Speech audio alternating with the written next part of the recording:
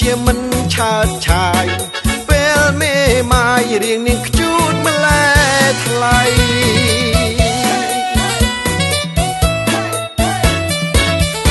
ឆ្នាំមុនកាលនៅក្រមុំរៀងមិនសូវហមដូចពេលមេម៉ាយកាលនៅក្រមុំមុខយ៉ាប់ឆ្នាំនេះប្រែឆាប់ស្អាតខុសគ្នាឆ្ងាយដំណើរក៏វិកៃរៀងសំឡឹងមើលនាងចង់គ្រុនផ្ដាសាយកាលក្រមុំដូចជាមិនឆើតឆាយពេលមេម៉ាយរៀងនាងខ្ជូតម្លែថ្លៃ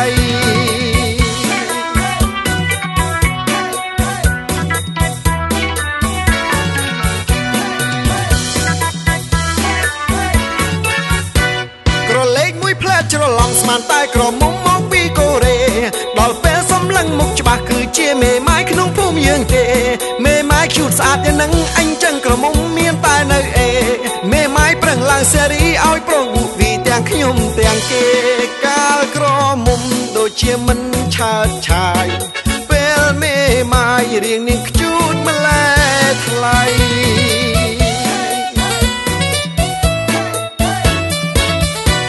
កាលនៅក្រមុំស្រុកស្រែស្លៀកសារងម៉ែវែងឡើងអូសដីប្រើទូរស័ព្ទអិនចុច7ចូលចិត្តអំបិលបុកនឹងស្វាយខ្ចីពេលខ្លាយមេម៉ាយទីក្រុងស្លៀកខោកំពុងឲ្យយឺតខើចខ្លីដូរប្រើទូរស័ព្ទ iPhone នាងអូនចូលហាងស្ទើរតែរាល់ថ្ងៃយូរយូរបានមកលេងស្រុកអុកលុកកំឡងជ្រួលជ្រើមទាំងថ្ងៃកាលក្រមុំដូចជាមិនឆើតឆាយពេលមេម៉ាយរៀងនាងខ្ជូតម្លែ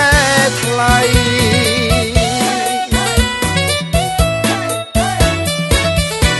មេម៉ាយចូលចិត្តកន្ត្រឹមប្រុសជួយជ្រាមសំរំគីគូស្ទីវសំបានរហាពូខឹងណាស់អង្គុយរូស្ដីថាក្រមុំច្រណាស់គុំមកផ្ដេបផ្ដាស់លើកលែងឲ្យពូចាំពេលរំចប់កណាពូប៉ៅអាវ៉ាផឹកទឹកថ្នោតជូ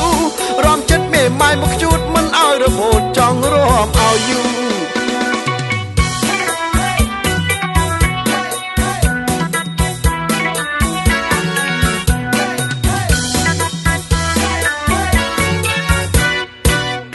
ក្រមុំដូចជាមិនឆើតឆាយ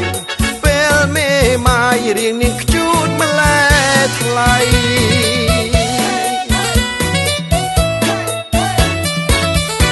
ឆ្នាំមុនកាលនៅក្រមុំរៀងមិនសូវហមដូចពេលមេម៉ាយកាលនៅក្រមុំមុខយ៉ាប់ឆ្នាំនេះប្រែឆាប់ស្អាតខុសគ្នាឆ្ងាយដំណើរក្រវីកាច់រៀងសំឡឹងមើលនាងចង់គ្រុនផ្ដាសាយកាលក្រមុំដូចជាមិនឆើតឆាយពេលមេម៉ាយរៀងនាងខ្ជូតម្លែថ្លៃ